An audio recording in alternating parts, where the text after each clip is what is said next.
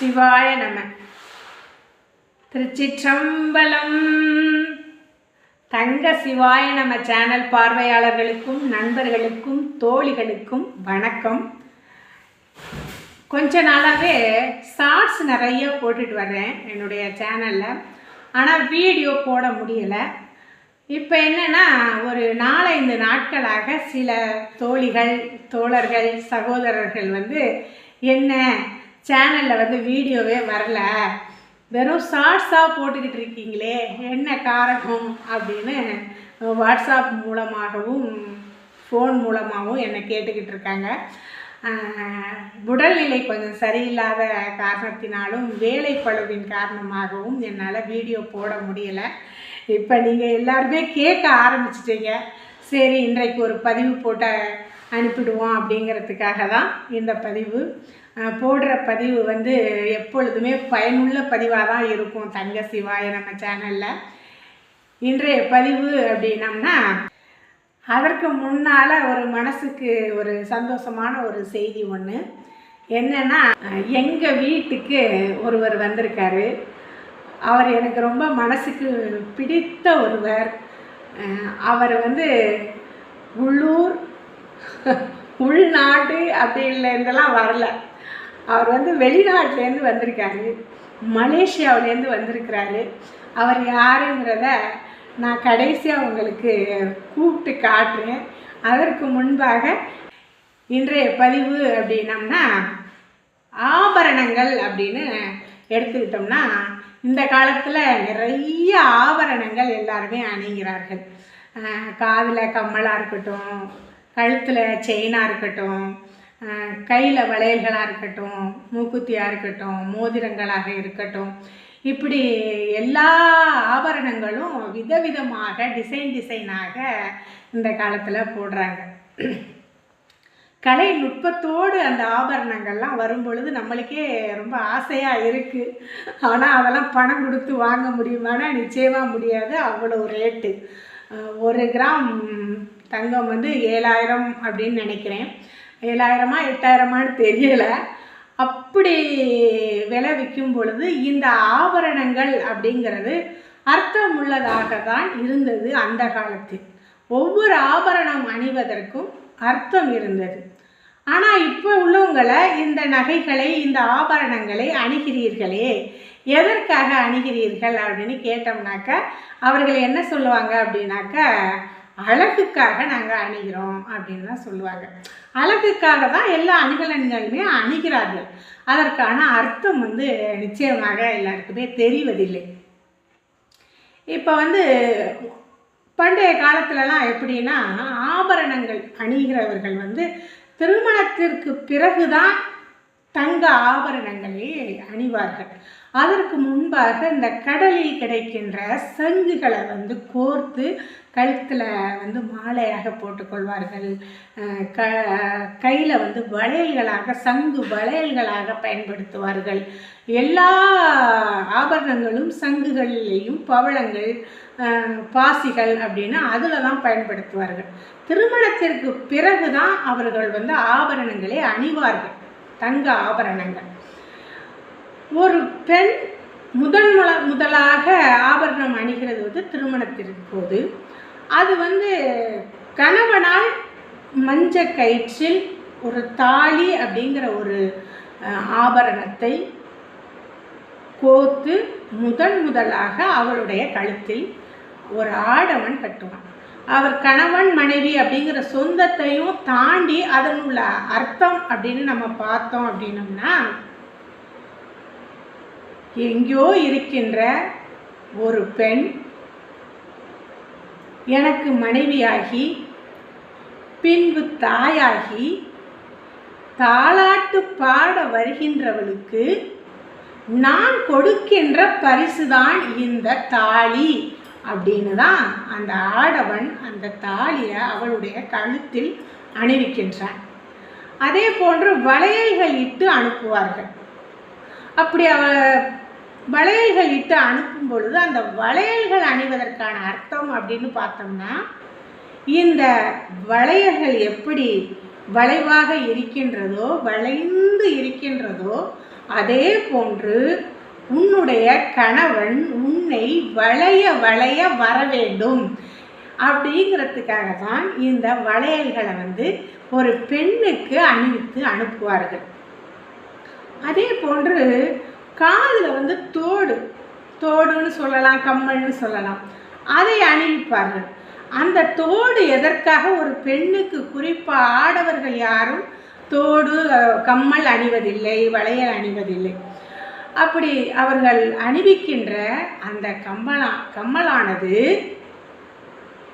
எந்த செய்திகளாக இருந்தாலும், எந்த தீய செய்திகளாக இருந்தாலும் சரி, ரகசியங்களாக இருந்தாலும் சரி, நீ காதோடு போட்டுக்கொள். இந்த கம்மலை எப்படி காதோடு போட்டுக்கொள்கின்றாயோ அதே போன்று கெட்ட செய்திகளையும் ரகசியங்களையும் உன்னுடைய காதோடு போட்டுக்கொள், வெளியில் சொல்லாதே என்பதற்காகத்தான் காதில் கம்மலிட்டு அனுப்புவார்கள்.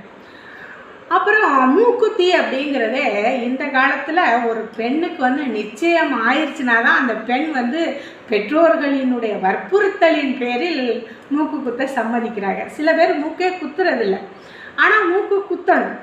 ஒரு பெண் என்பவள் நிச்சயமாக மூக்கு குத்த வேண்டும்.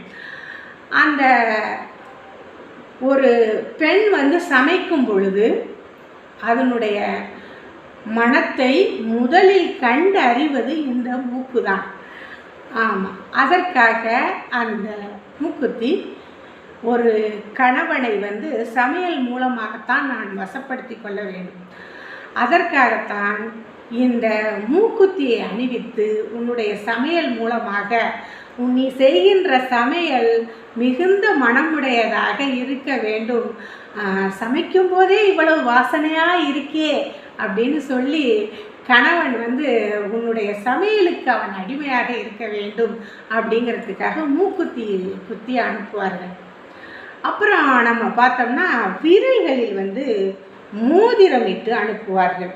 அது என்னன்னா, எதிலும் உன்னுடைய கைத்திறனை காட்ட வேண்டும்.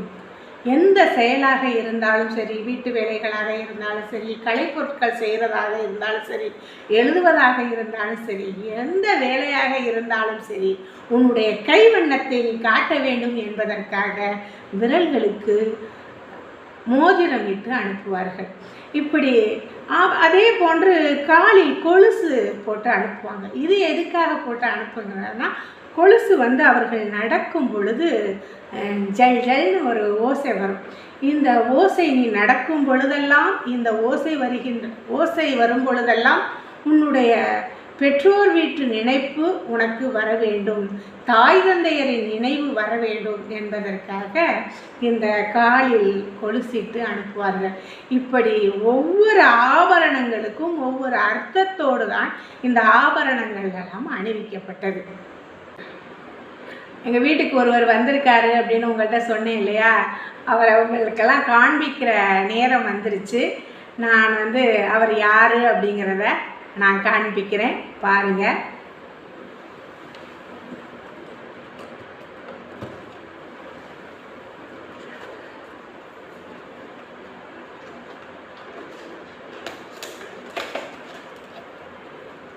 இவர் தான் எங்கள் வீட்டுக்கு புதுசாக வந்திருக்கிற பத்துமலை முருகன். இவர் எங்கேருந்து வந்திருக்காரு அப்படின்னா, மலேசியாவிலேருந்து வந்திருக்காரு. எனக்கு என்னுடைய தோழி சகோதரி, எனக்கு வந்து அங்கே இருக்கிற ஒரு ஃப்ரெண்டு அனுப்பி இருக்காங்க. ரொம்ப ரொம்ப சந்தோஷம். பத்துமலை முருகனையே எனக்கு அனுப்பியிருக்காங்க. அவர்களுக்கு என்னுடைய மனமார்ந்த நன்றியை தெரிவித்துக் கொள்கின்றேன் இந்த பதிவின் மூலமாக. இந்த பார்சலே எனக்கு ரொம்ப அழகாக இருக்குது. பாருங்கள், நம்ம பக்கத்துலலாம் அந்த மாதிரி பார்சல் பண்ணி தருவாங்களா என்னங்கிறது எனக்கு தெரியலை. இதில் மேலே எழுதியிருக்கு பாருங்கள், மலேசியா கோலாலம்பூர் அப்படின்னு எழுதியிருக்கு. இந்த பார்சலை எப்படி திறந்தோம்னா வளர முருகன் இருக்காரு.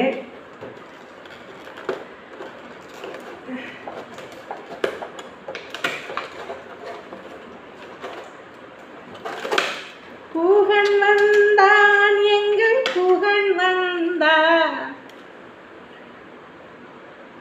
மலேசியாவிலேருந்து பத்துமலை முருகன் தமிழ்நாட்டுக்கு வந்திருக்காரு. அதுவும் எங்கள் வீட்டுக்கு வந்திருக்காரு, என்னக்கிட்ட வந்திருக்காரு. ரொம்ப ரொம்ப சந்தோஷமாக இருக்குது. இவர் வந்த நேரம் நல்லவைகளே நடக்கணும். என்னுடைய சேனல் சீக்கிரம் மானிட்டேஷன் ஆகணும். என்னுடைய சப்ஸ்கிரைபர்ஸ் வந்து அதிகமாகணும், வியூஸ் நிறையா போகணும். இன்னும் என்னுடைய மனக்குறைகள் எல்லாம் தீர்க்கணும் இந்த பத்துமலை முருகன். இவர் என்னுடைய அருளால் தான் நான் இருந்து கொண்டே இருக்கின்றேன். இவருடைய அருளாலும் இவருடைய அப்பாவினுடைய அருளாலும் தான் நான் தைரியமாக இவ்வளவு காலங்களாக வாழ்ந்து கொண்டிருக்கின்றேன். இவர் நிச்சயமாக எனக்கு அருள் புரிவார் அப்படிங்கிற நம்பிக்கை எனக்கு இருக்குது. ஏன்னு கேட்டால் என் வீடு தேடி எனக்கு நினச்சி கூட பார்க்கல பத்துமலை முருகன் வருவார் அப்படின்னு. நிச்சயமாக வந்துட்டார். ரொம்ப ரொம்ப சந்தோஷமாக இருக்குது. கூடிய விரைவில் இந்த பத்துமலை முருகன் குழந்தை வடிவமாக எங்கள் வீட்டுக்கு வந்துடணும் அப்படின்னு நான் இவரை வேண்டிக்கிறேன். நீங்களும் வேண்டிக்கங்க. சீக்கிரம் சேனல் மானிட்டேஷன் ஆகி யூடியூப்பில் பணம் வரணும் அப்படின்னு வேண்டிக்கங்க. சிவாய நம. திருச்சிற்றம்பலம். இந்த பதிவை வந்து என்னால் மறக்கவே முடியாது.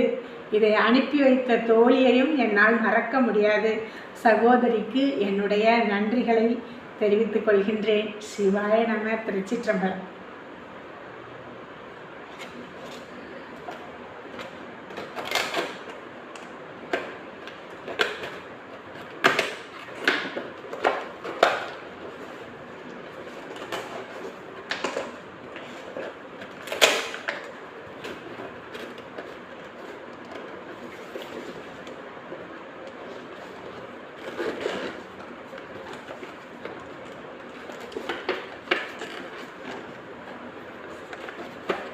மீண்டும் மற்றொரு பதிவில் சந்திப்போம். நன்றி, வணக்கம்.